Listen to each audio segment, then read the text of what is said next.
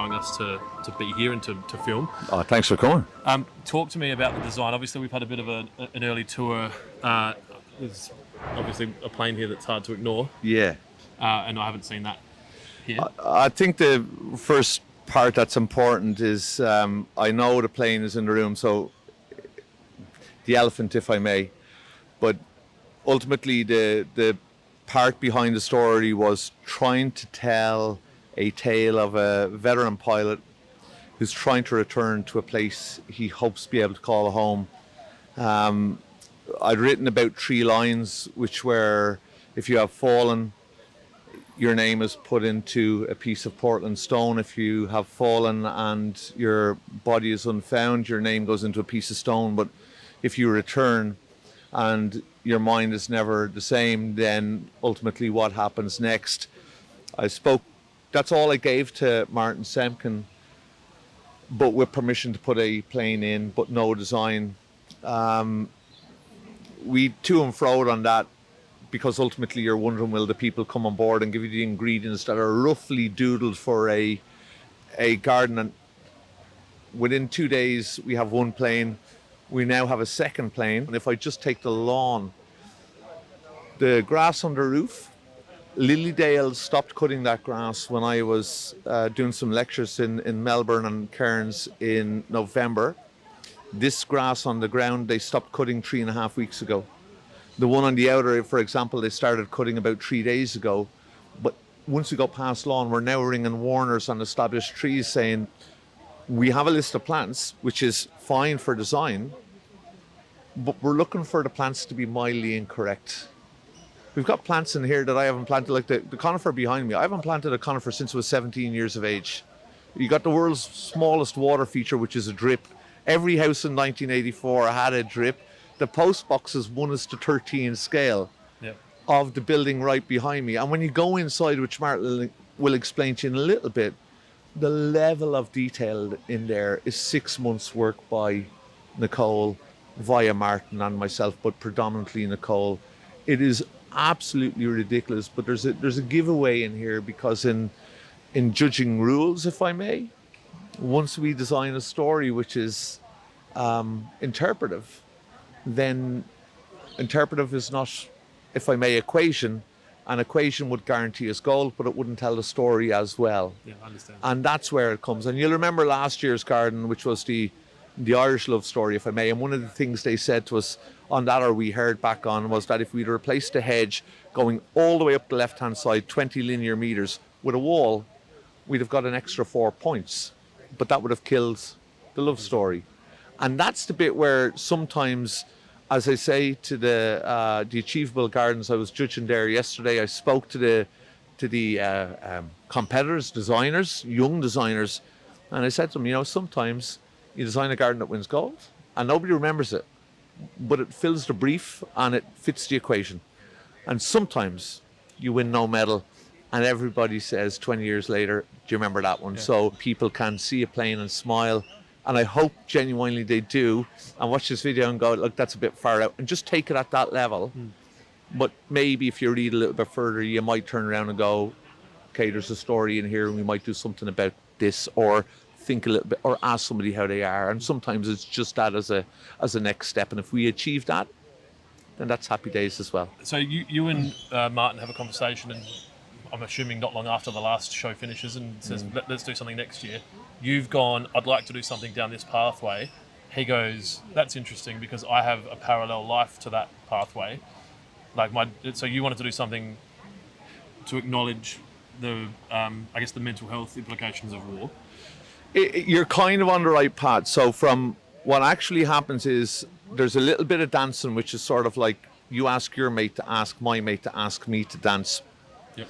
But then when she says no, I kind of go, well, I didn't ask you in the first place. Right, okay. Yeah, so once that dancing is out of the way, because I won't get above my station and assume that I'm coming back to Melbourne, that's the first part. And then the second part then is, I'm being mildly jovial on the last bit, my apologies. But once that's sort of done and we're sort of semi-agreed, gentleman's agreement, then the next part is, can I put a plane in a garden? Can I then put it 3.5 meters above head height? Once they agree, then the storyline comes in, which becomes a name in a piece of stone or a mind never the same. Once that's agreed, because it's garden show, now we need to get pedantic. So we set the year, we set the age, we set the era, we set a sort of a sense where, again, I'll reference my dad. Pride is there when Mam passed. He's not, things aren't dishevelled, things aren't neglected. He's got pride. He just should have cut the grass 3.5 weeks ago. He should have fixed the leak. Yeah. The grass on the roof should have been cut, but it's a bit far up. And if you look, the ladder's behind the hedge, exactly where our ladder was in 1981. There's a length of rope thrown in there. There's a spade that should have been taken out. The grass should have been edged. But if you get into the design detail on that, that's Ash Walker and one other man from Yards Landscaping. It took them 2 days just to edge this side because they're cutting it from underneath so that the frills of the grass go forward, where normally in a more formal, modern garden, it would be edging shears, direct straight line. The stone isn't correct. Nothing is. The wood is 40 years old, but it's in perfect structurally sound condition. Everything is, from a Semken perspective, is perfect kind of thing. And now that's the word, or what did I say? The inconsistencies are consistent. Yeah. We're on the same page, and now we're aligned. But there's a pride in there, but things just need a bit of attention. And in my dad's case, my 4 sisters would have come in and fixed all the ironing and made the place all magic. And 3 weeks later, the old cup is back out again, and it goes back the way it was. And it's funny what something of memory does to the brain. It's unusual what being out in the garden does, where you feel a place of calm, a place of solace, or a place of safeness, maybe. But where ultimately, again, as I said, if you sit in the rocking chair, listen by the wireless, the plane, which is the focal point, completely insignificant. And that's a sort of an Andy Kaufman. It's a look at the birdie, but that's not what you're looking at. It's an unusual design. I appreciate. I didn't expect that we would win gold.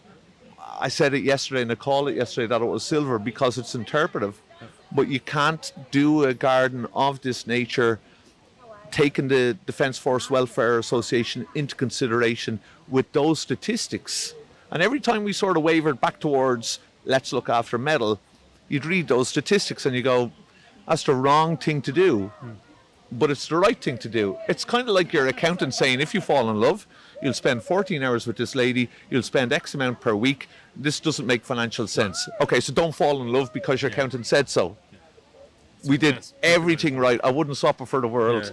And we have what we have, which is a nonsensical, non-career benefiting, non-financial benefiting garden where myself and, I should add, the most medal contractor in the history of the show held hands and said, we're doing the right thing.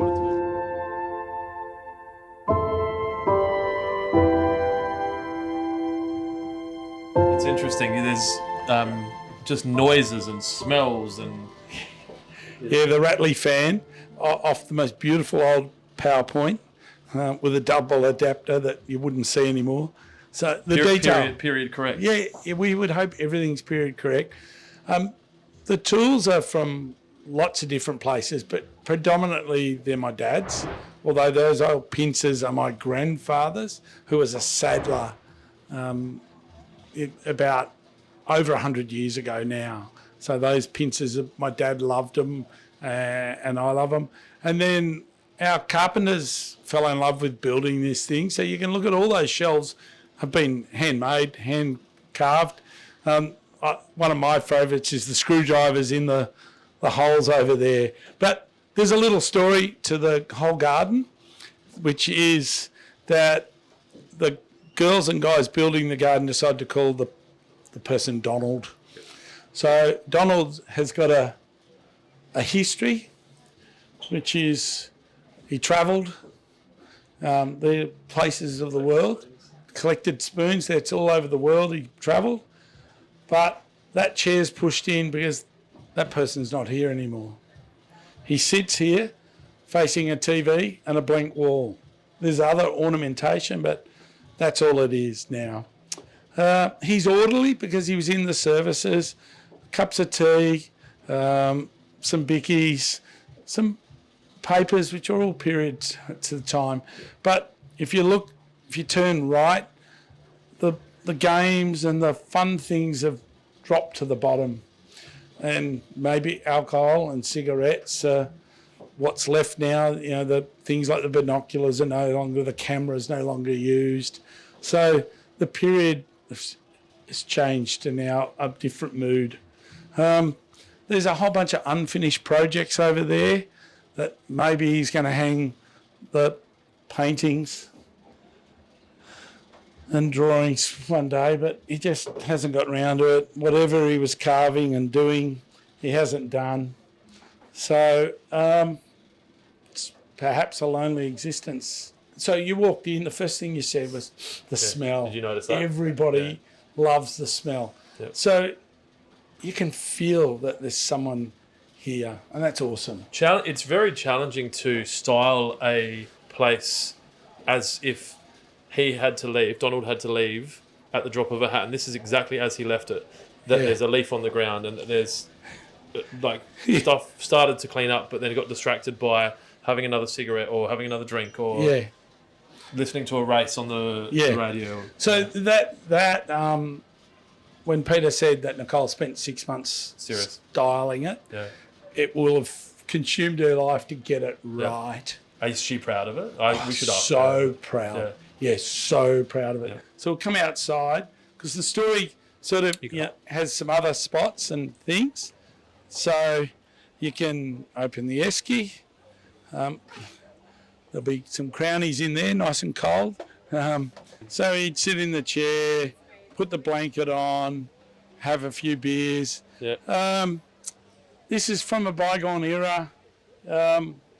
Maybe he used to play sport, but that's now been pushed to the side. If you want to shine your shoes, you can. Yep. Round there, the mower's been dumped. One day, maybe. One day I'll get the lawnmower out, the gardening tools, and maybe you'll get the propeller back on the plane one day. I suppose, there's some statistics about servicemen that why we're really here. So if you're a female that served in the military, you're 107% more likely to commit suicide than the general population. Female. 30% more likely as a male. Yep. 6,500 Australians, ex-servicemen, who are homeless today. It's the biggest number of homeless demographic in Australia. And that's just Australia. That's just Australia. Well, our statistics are worse than other countries. Okay. So in America, 22 servicemen commit suicide a week. Our statistic is higher, just we don't have 300 million people. Wow, we've got 60 times less. Yeah, and we have a massive number a week committing suicide. So gardens are about, we turn up here, we like to win a medal, but we months ago said, if we save one life, if we inspire one person, if we have one person say, this smells like my granddad, and it brings back memories of your own life. Yeah. If you look at one of the games in there, lots of people see the screws and go, how good are they? Well, they're genuine. These aren't just props. These are real, things that people have donated.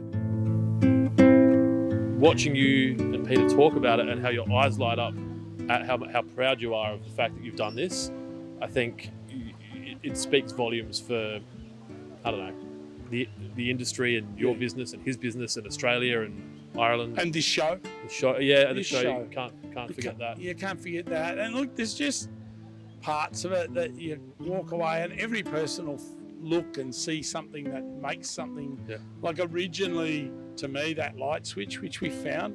And then I said to the electricians, but can you make it work? And they go, yeah, we'll make it work. Yep. And then we find a fan and we plug it in and go, it works.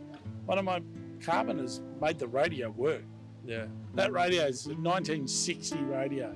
Has a battery no one's ever even seen before.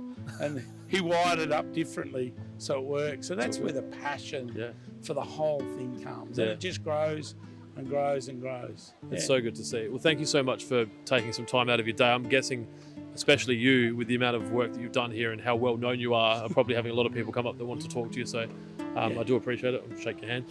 Yeah, it's been good fun.